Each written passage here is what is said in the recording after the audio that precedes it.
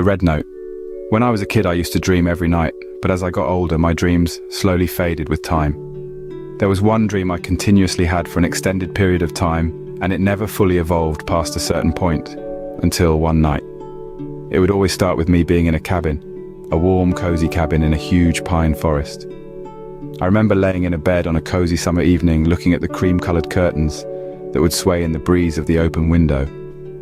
Every time something would make me get up and go outside to the vast forest, the giant pine trees reaching for the amber-colored sky as dusk was settling in. The dream would always start off as this, but in the beginning I would wake up before much else happened. The dream would slowly progress to me walking around this cabin, until one day I saw a red note on the ground. It was no larger than a regular business card you'd see in your regular store. As the dream progressed with time, the warm glow of the sky would get darker and darker, and eventually turned into a moonlit sky with no clouds. But every time I would find an oddly placed red note on the ground, placed on the ground in front of a large parting in the vast trees, in what looked like an endless road into nothingness. Slowly the dreams would feel closer to nightmares. As every time I would find this note, I would begin to hear faint screams in the distance, what almost sounded like foxes yowling, but to me it always sounded more humanoid. The last time I remember this dream, it started from the very beginning, the sway of the curtains in the breeze.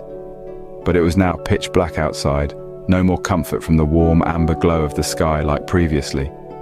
Something in me still stepped outside of the cabin, and there it was, the red note like all the other times. There was never anything on the small slip of paper. It was a deep crimson red.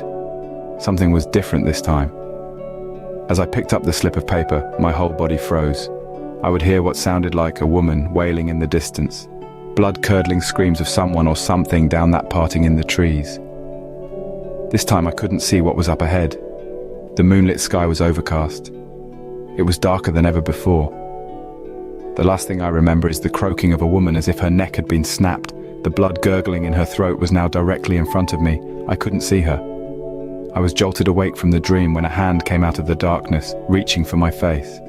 To this day, I haven't had that same dream, and it's been close to 20 years.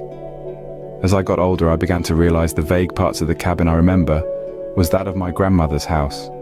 Her sister fell out of a large pine tree on the property and snapped her neck on impact before my mother was born.